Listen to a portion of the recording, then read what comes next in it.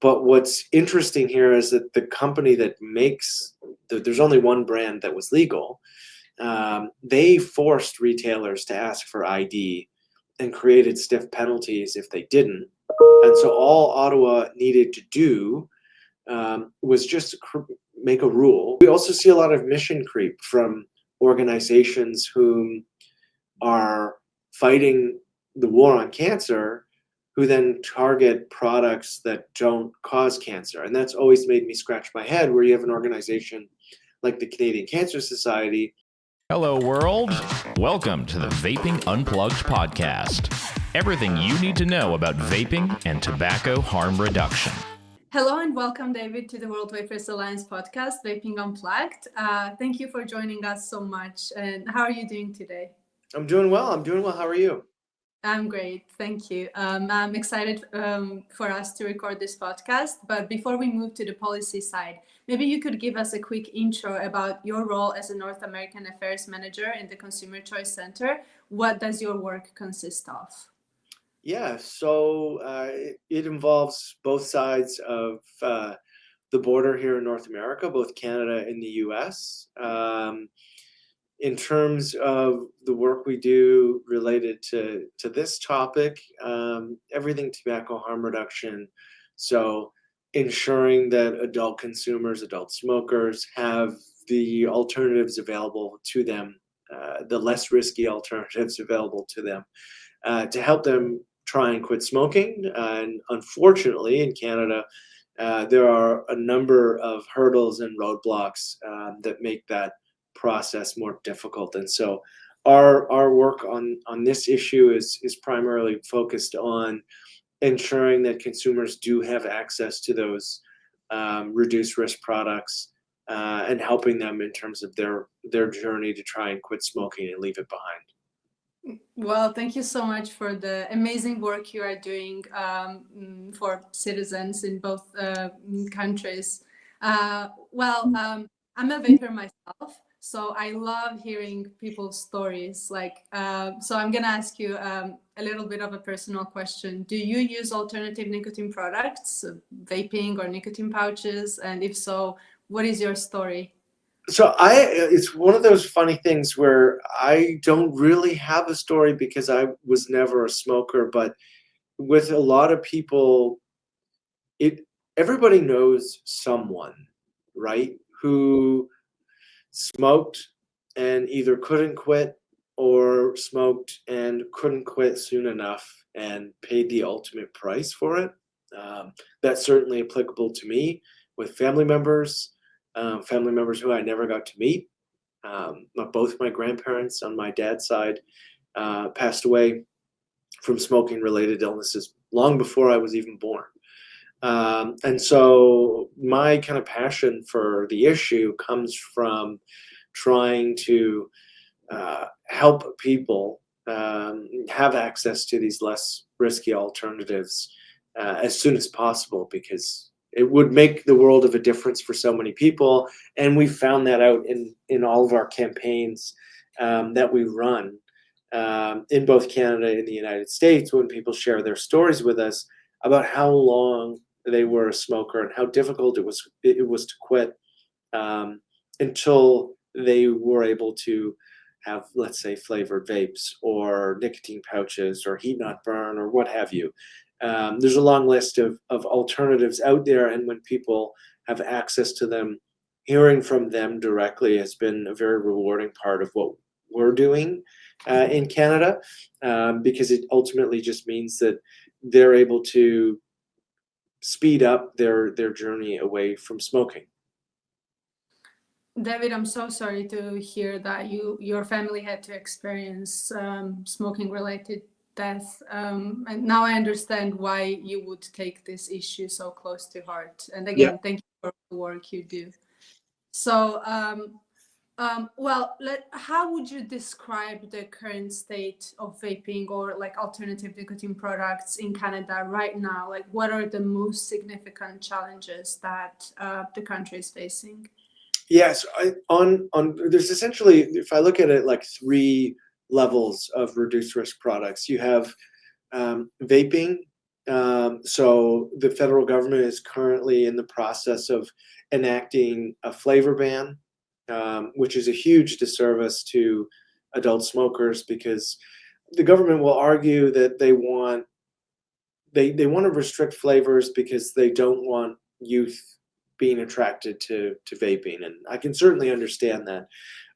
But they kind of throw adult consumers under the bus in the process, because for so many smokers, the flavor of vapes is fundamentally different than cigarettes, and that's part of the process of why it's easier to quit. And the research shows that they're far more likely to quit when they do have access to those flavors. So that's really important.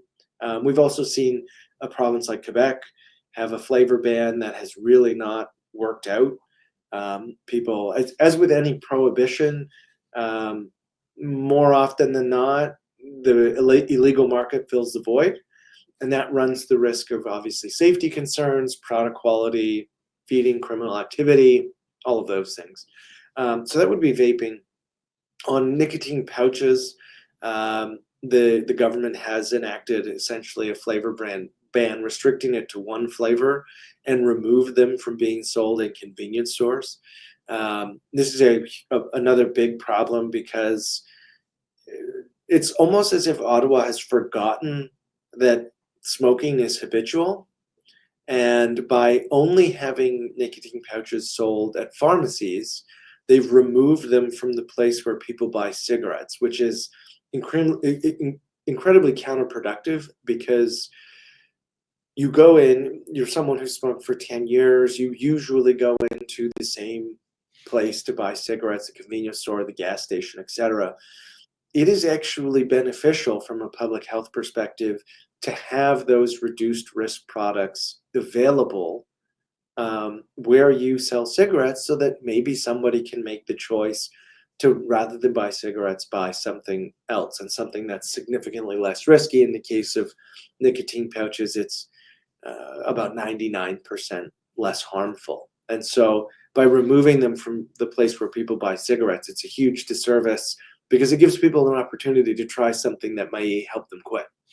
And then on heat not burn, which is kind of the third level, it's about 90% less harmful based on the research that's available to us right now. And this is mostly a tax policy issue, where the tax is set up so that you essentially have to buy 50 sticks at a time. And if you're trying trying a new product, let's say, to get away from cigarettes, you don't want to have to force consumers to buy in bulk. It would be like forcing everybody to buy at Costco. We don't all need the kilogram jar of mayonnaise. It's nice to be able to buy smaller versions to try out different things. And so for heat not burn, it's mostly a tax issue, where the taxes are set up in a way that forces consumers essentially to buy in bulk, which limits the incentive for people to try it as a way to get away from cigarettes. And so I'd say on all three fronts, it's not great from a harm reduction perspective. But the thing that really makes Canada unique is that Ottawa and our federal government has really embraced harm reduction for everything else, except for helping smokers trying to quit. Whether that be needle exchange programs, safe supply, hydromorphone, safe injection sites, being loosely in favor of decriminalizing the penalties for possession, all of those things. And so there's a serious level of cognitive dissonance for policymakers, because they've embraced harm reduction on one side and not on the other. And as with all of these things, lives are at stake. You look at a country like Sweden that's embraced tobacco harm reduction. They're pretty much smoke-free from the WHO's own metric. That's a huge accomplishment. There is a playbook for us to follow if we just take the horse blinders off and have a look at what's worked in a country like Sweden. and yet for some reason, Ottawa wants to embrace harm reduction on one side, but not on the other. Exactly like you said, like Canada has always been an example of progressive regulations on harm reduction on everything else. And then I truly wonder like what's going on with vaping and nicotine pouches. Like in your recent article that you published on Consumer Choice website, you criticized this new regulation of removing alternative nicotine products from the stores. It's an amazing article. We will link it in our description for our listeners. And there you mentioned that age gating nicotine products could have been a more effective approach to limiting youth access, which looks like the main concern of the government, right? So why do you think policymakers choose not to implement this common sense solution? I don't really know. It's very hard for me to understand the logic from the folks in Ottawa, because right now any nicotine product under 4 milligrams is not age gated. So that includes Nicorette, gums, and sprays and whatnot. That's always struck me as kind of strange. And so their concern was that minors could technically buy nicotine pouches at a corner store and not be required to ask for ID. But what's interesting here is that the company that makes, there's only one brand that was legal. They forced retailers to ask for ID and created stiff penalties if they didn't. And so all Ottawa needed to do was just make a rule that said all nicotine products of any level have to be the same as, let's say, the age to buy cigarettes. That would have solved the problem. Instead, the health minister decided to give himself a new power, essentially, to override the approval process from Health Canada.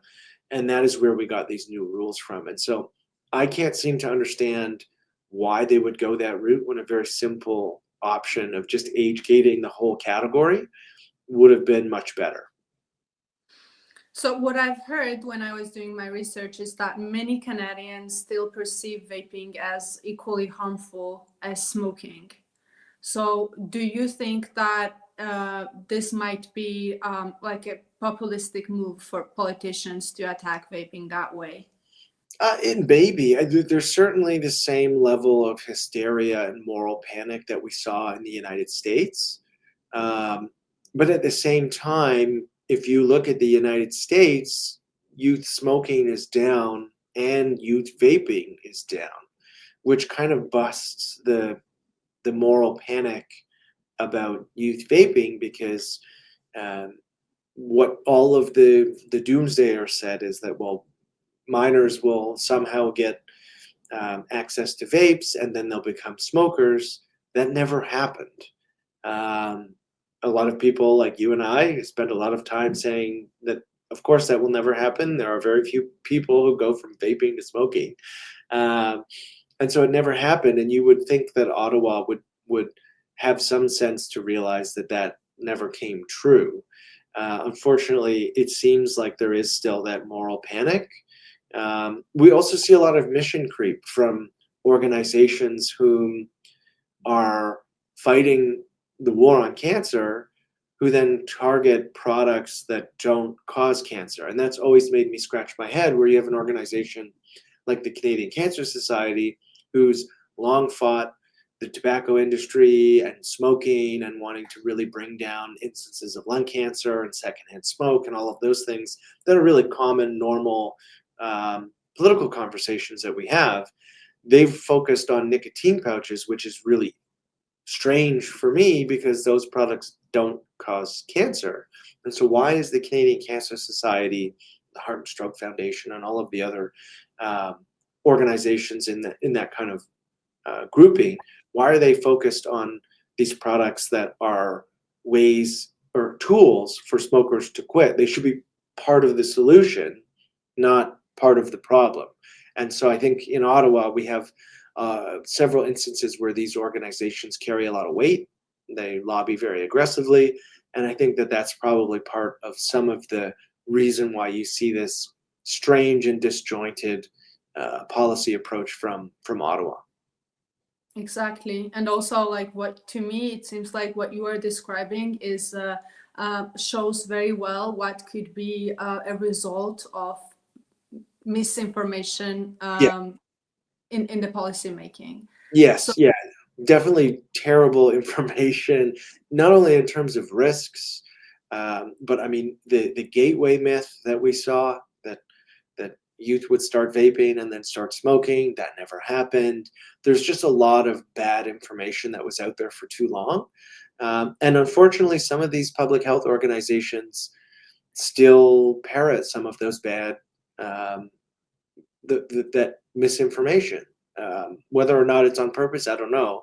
But like even if you look at the EVALI lung um, illness problem, where people will link that to legal vaping devices, which an ounce of analysis shows that it was all black market vapes at the time, predominantly not even nicotine, ironically. And so, yeah, there is still a lot of misinformation out there about what the risks are, how what the difference is between smoking and vaping or smoking and nicotine pouches in terms of risk are.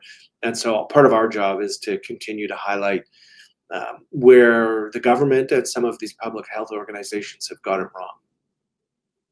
so if you could debunk one myth about vaping and alternative nicotine products in population's minds, what would that be? What is the most important one that people need to understand? I think the most important one would be decoupling nicotine from smoking. Smoking causes cancer. Combustion causes cancer. Nicotine does not cause cancer. It is addictive. Not recommended for people who don't already use nicotine products at all. Should be age gated. That's totally reasonable. But there still is a lot of misconception that nicotine is the carcinogen that causes cancer when it's not. It's the addictive chemical, but it's not what causes cancer.